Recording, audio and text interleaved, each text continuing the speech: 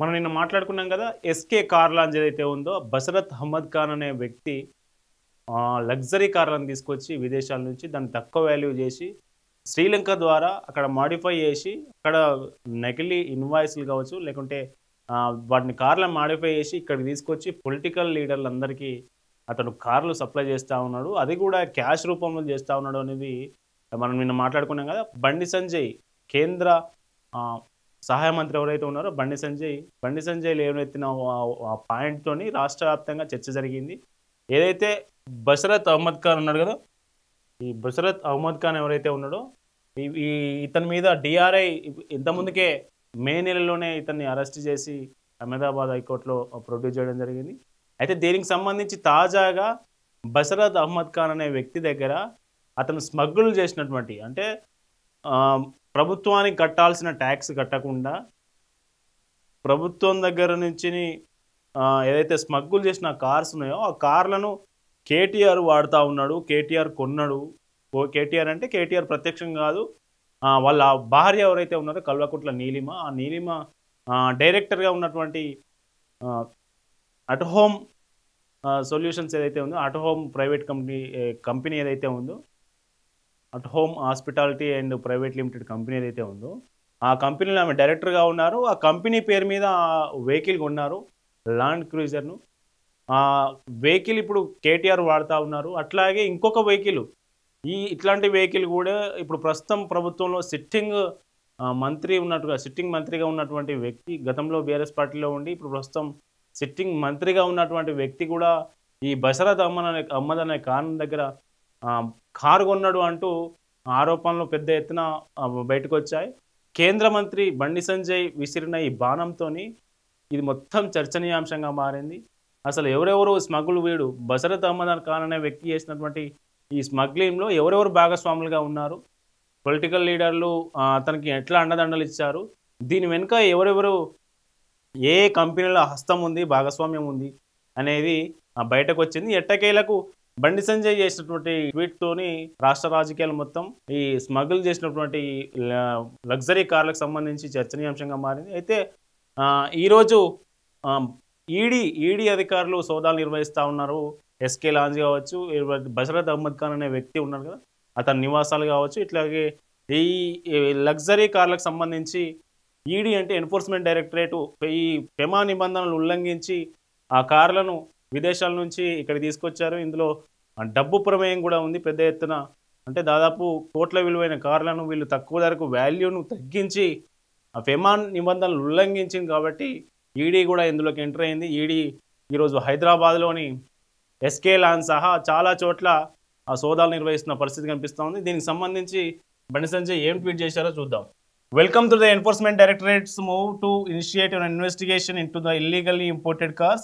Such action is vital to uphold the rule of law and protect the integrity of our economy. The probe must be fairly examine both sellers and buyers, especially those whose actions have caused a loss to the country to the exchequer. Accountability should not be selective. Every link in the chain must be face scrutiny. Trust that the investigation will be pursued diligently, impartially, and in full accordance with the due process to set the right to precedent అనేది tweet చేశారు కేంద్ర మంత్రి Bandi Sanjay. Enforcement ED సోదాలు చేయడాన్ని, ఈ luxury కార్లకు సంబంధించి ED సోదాలు చేయడాన్ని ఆయన ఆహ్వానించారు.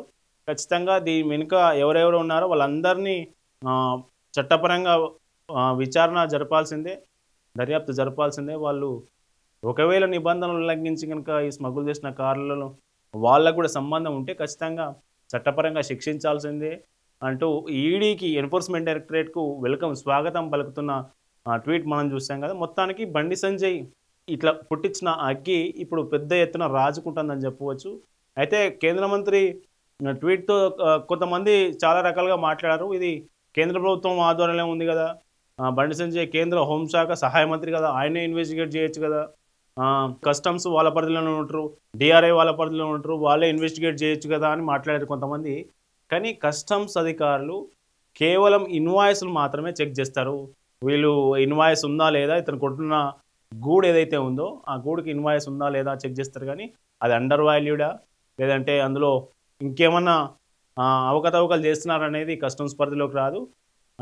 కస్టమ్ పరిధిలోకి ఏదైతే ఈ లగ్జరీ కార్ల ఇష్యూ ఉందో ఈ లగ్జరీ కార్ల ఇష్యూ డిఆర్ఐ పరిధిలోకి వస్తుంది కాబట్టి డిఆర్ఐ ఎంటర్ అయింది. Director of revenue intelligence DRI enter అయింది కాబట్టి దాదాపు 100 కోట్ల విలువైన ఈ ఫ్రాడ్ బయటకు వచ్చింది. దాదాపు 30 లగ్జరీ కార్లను ఇప్పటివరకు బషరత్ అహ్మద్ ఖాన్ అనే ఒక సాధారణ వ్యక్తి పై స్థాయి దాకా ఎదిగి సెలబ్రిటీలు, పొలిటీషియన్లు, అన్ని పార్టీలకు సంబంధించిన నాయకులకు లగ్జరీ కార్లను తక్కువ ధరలకు సప్లై చేస్తూ అది కూడా క్యాష్ రూపేణ తీసుకుంటూ సప్లై చేస్తున్న తీరు ఈ ఫ్రాడ్ ఈ స్కామ్ మొత్తం బయటికి రావడానికి డిఆర్ఐ కారణం. డిఆర్ఐ ఇన్వెస్టిగేట్ చేస్తూ ఉంది. డిఆర్ఐ దీనికి సంబంధించి కోర్టులో నిందితులను ప్రొడ్యూస్ కూడా చేసింది. ఇప్పుడు ఇందులో ఫెమా నిబంధనలు ఉల్లంఘించి కూడా లావాదేవీలు జరిగాయి. డబ్బుకు సంబంధించిన వ్యవహారం మొత్తం ఉంది కాబట్టి ఇప్పుడు ఈడీ ఎంటర్ అయింది.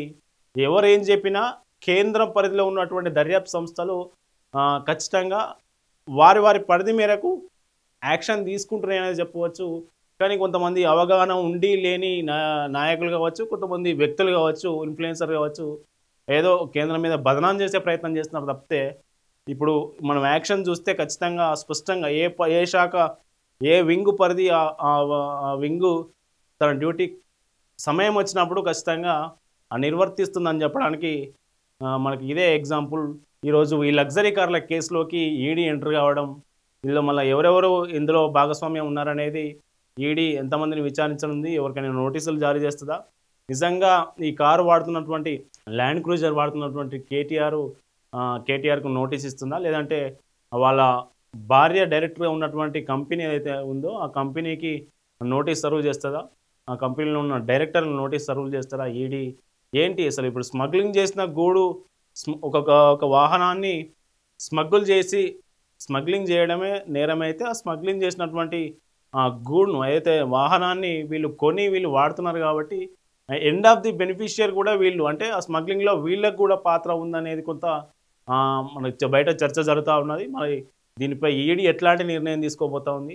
బషరత్ అహ్మద్ ఖాన్కు నిధులు ఎక్కడి నుంచి సమకూరాయి, ఆ నిధులను ఫెమా నిబంధనలు ఉల్లంఘించి అతను విదేశాల్లోకి ఎట్లా ఖర్చు పెట్టాడు, అక్కడి నుంచి వాహనాలను ఏ రూపంలో ఎక్కడి నుంచి ఎట్లా తీసుకొచ్చాడు, ఇక్కడ ఫెమా నిబంధనలు ఎట్లా ఉల్లంఘనకు గురయ్యాయి, ఫెమా నిబంధనల ప్రకారం వీళ్ళు ఎట్లా ఆ నిబంధనలు ఎట్లా వీరు వైలేట్ చేశారనేది ఈడీ ఏం చేస్తా అనేది వేచి చూడాలి.